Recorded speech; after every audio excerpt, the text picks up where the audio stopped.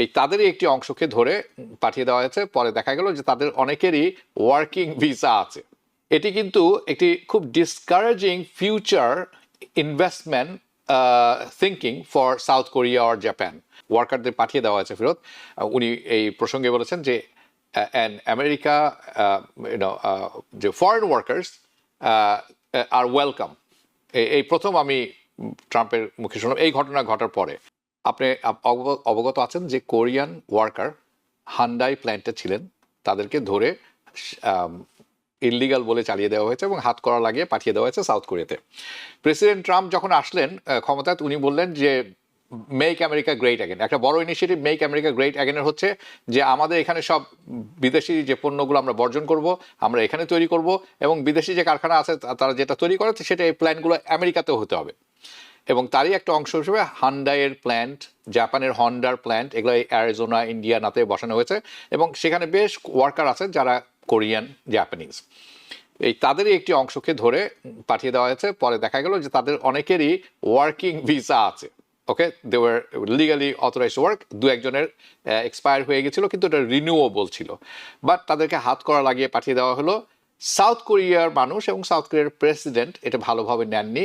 লি জ মিয়াং উনি বলছেন যে এটি উনি বিউইল্ডার্ড, মানে ওনার কাছে কোনো প্রশ্ন নেই, উনি বুঝতে পারছেন না এটা কি বলবেন উনি। এবং উনি সাবধানতা বাণী উল্লেখ করে বলেছেন, হি ওয়ার্নড অন থার্সডে, যে এটি কিন্তু একটি খুব discouraging future investment thinking for South Korea or Japan. তাহলে কি এটি আমেরিকার স্বার্থবিরোধী কাজ হয়ে গেল না? সবাইকে এক পাল্লায় রেখে একই সাথে কাজ করার ব্যাপারে হাউ ডাজ দ্যাট ওয়ার্ক? হ্যাঁ, এটা একটা নেগেটিভ প্রতিক্রিয়া করবে, কিন্তু কথা হচ্ছে প্রচন্ড ভাবে হবে না, কারণ কোরিয়াতে আমেরিকার সম্ভবত 40,000 থেকে 45,000 সৈন্য মোতায়েন করা আছে। এবং নর্থ কোরিয়া, এটা তো সাউথ কোরিয়ার কথা বলছি, নর্থ কোরিয়া সেখানে আণবিক বোমা ইত্যাদি মিসাইল তৈরি করে literally they are breathing down the neck of South Korea. ফলে তাদের নিরাপত্তা, তারা নিজেরা সামরিক অস্ত্র ইত্যাদি রপ্তানি করে, কিন্তু নিউক্লিয়ার পাওয়ার না তারা। তাদের অবস্থান বিপজ্জনক এবং সেউল সহ তাদের মানে বড় শহরগুলাকে ধ্বংস করার হুমকি সবসময় কি নর্থ কোরিয়ার ডিক্টেটর দিয়ে আসছে। ফলে তারা সেই কারণে যুক্তরাষ্ট্রকে খেপাতে চায়।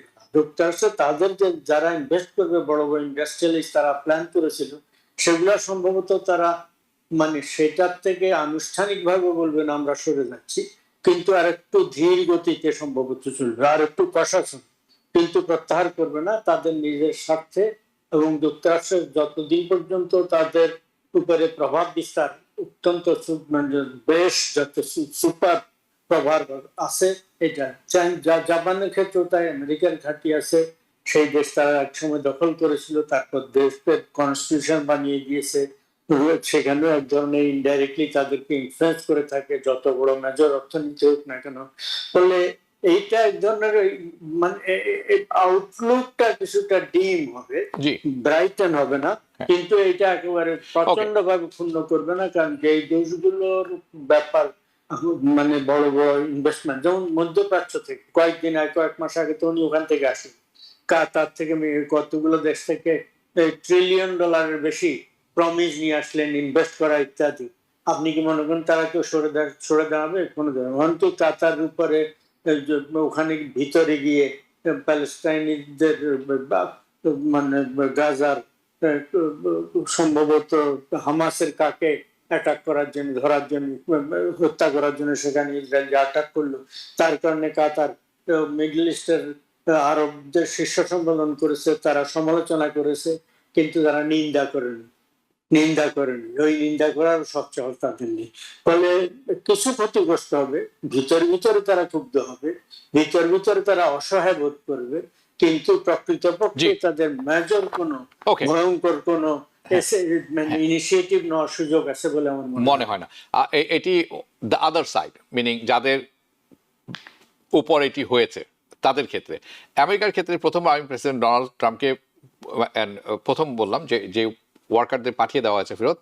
উনি এই প্রসঙ্গে বলেছেন যে আমেরিকা যে ফরেন ওয়ার্কার্স আর ওয়েলকাম। এই প্রথম আমি ট্রাম্পের মুখে শুনলাম এই ঘটনা ঘটার পরে, এবং আমি চাই না তাদের ফ্রাইটেন অফ করে ইনভেস্টারদেরও ভীত করে পাঠিয়ে দিতে। এটি উইথিন 10 days এটি হলো। সো আমার মনে হয় যে ট্রাম্প প্রশাসনও বুঝতে পারছেন যে this is not a good idea এরকম ঢালাওভাবে সবকিছু কাজ করা। সো ওই একটা সেন্টেন্স দিয়ে তিনি আশ্বস্ত করতে চাচ্ছেন, যেমন আজকে একটা নিউজ আছে ওই কালো দেশে predominantly black universities and colleges তাদেরকে কয়েকশো মিলিয়ন ডলার তিনি দেবেন, যদিও তার বিরুদ্ধে রেসিস্ট পলিসির মানে নীতি অনুসরণ কথা বলা হয়, কিন্তু at the same time higher ইনস্টিটিউশনে অন্যান্য ইনস্টিটিউশনে এদের জন্য মানে মাইনরিটিদের জন্য যে সমস্ত পয়সা কড়ি দেওয়া হতো সরকার সেটা উইথড্র করে প্রেডোমিনেন্টলি ব্ল্যাক ইউনিভার্সিটি কলেজেসকে বেশ কয়েকশো মিলিয়ন ডলার সেটা। ফলে এটা মানে এটা ওই যে প্লাস মাইনাস পলিসি করে মোটামুটি ওদেরকে আশ্বস্ত করা। এই না, একই সাথে আরেকটি খবর এসেছে, সেটা হচ্ছে millions of dollars minority college থেকে ট্রাম্প নিয়ে গেছেন চার্টার স্কুলগুলোতে ফান্ড সরিয়ে। সেটা হচ্ছে ওই মেইন খবর, ওই তাদের জন্য যে মানে প্রায় 500 মিলিয়ন ডলার বিভিন্ন জায়গায় সেটা সরকার উইথড্র করে নিয়ে প্রেডোমিনেন্টলি ব্ল্যাক কলেজ এন্ড ইউনিভার্সিটি থেকে কয়েকশো মিলিয়ন ডলার দেবেন, চার্টার স্কুলকে কিছু দেবেন, আর কিছু সরকার উদ্যুক্ত থাকবে। ওকে, ব্যালেন্সিং অ্যাক্ট যেটি আপনি বলার চেষ্টা করছেন। নিউ ইয়র্ক থেকে সম্প্রচারিত TVN 24 টেলিভিশন বিশ্বজুড়ে বাঙালির কণ্ঠস্বর।